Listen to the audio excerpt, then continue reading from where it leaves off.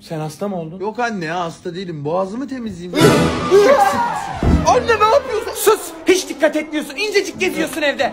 O bilgisayarın başından kalkmazsan öyle hasta olursun işte. Ne alakası var bilgisayar? Vitaminle. Nane limonla ıhlamurunu da iç bakayım. Daha iyi misin oğlum? Güzel güzel dinlen şimdi.